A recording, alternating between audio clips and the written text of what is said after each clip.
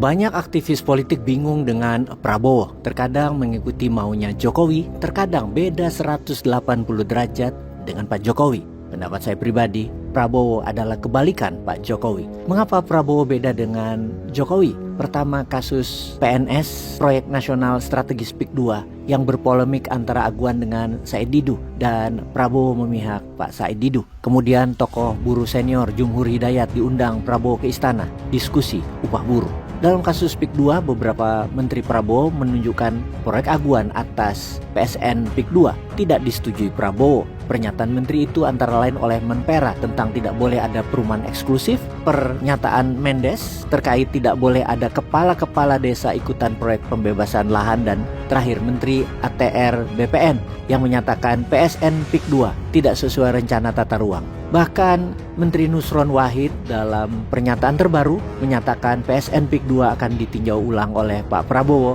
untuk dilihat apakah sesuai dengan 4 landasan pembangunan Prabowo, yaitu kedaulatan pangan, ketahanan energi, hilirisasi, dan giant seawall untuk pantai utara Jawa. Dengan langkah tersebut kita bisa mulai membaca cepat atau lambat Pak Prabowo mengontrol permainan. Tentu saja tidak gampang atau tidak cepat untuk melihat perbedaan dan langkah drastis Pak Prabowo yang kalau memang ada yang tidak dia setujui dengan kebijakan bekas presiden sebelumnya, setidaknya dalam implementasi kebijakan, Prabowo memilih bermain indah dengan berkali-kali menekankan patriotisme dan national interest. Dalam pidatonya di Peru misalnya, di hadapan berbagai kepala negara, Pak Prabowo mengatakan Indonesia memiliki tantangan karena banyak anak yang masih kelaparan dan miskin. Dan saya, Prabowo, bertekad menghilangkan kemiskinan dan kekurangan gizi di Indonesia. Konsistensi pidato seperti ini oleh seorang kepala negara menunjukkan dia seorang patriot dan mementingkan national interest. Jokowi tentu tidak pernah pidato demikian karena Jokowi lebih bermain dengan konglomerat oligarki, seperti kebijakan Jokowi membackup PSN yang terang-terangan pro-oligarki. Secara politik,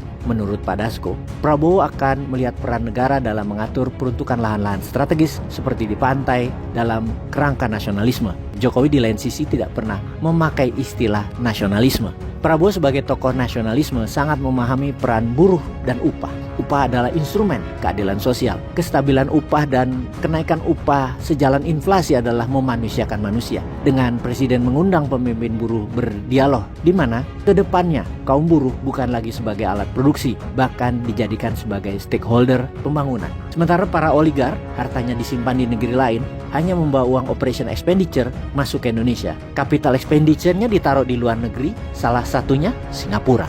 Sebagai penjahat ekonomi, para oligar tersebut meletakkan uang triliunan. Ada indikasi malah lebih dari 11.000 triliun rupiah lebih yang seharusnya bisa untuk membangun Indonesia. Dalam wacana internal istana, kita sudah tahu bahwa ke depan Pak Prabowo juga membantai habis judi online yang berkembang pesat di era Jokowi. Kemudian proyek makan anak di bawah BGN, Badan Gizi Nasional, di tahun 2025 nilainya 71 triliun. Di tahun 2026 meningkat menjadi 200 triliun rupiah per tahun, di mana tahun selanjutnya akan terus meningkat. Tujuannya bukan hanya untuk makan sehat anak, namun memaksa perputaran ekonomi di level terbawah untuk menjadi gerak cepat dengan adanya uang beredar baru di bidang pangan.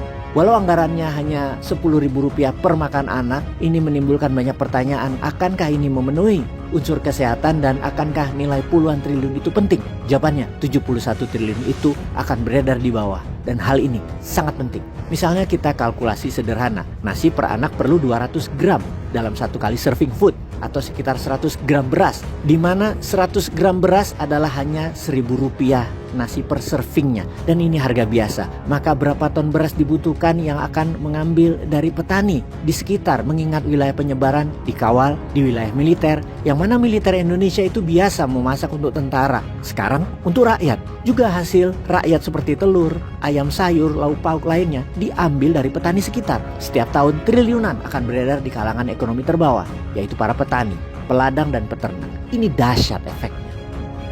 Peace.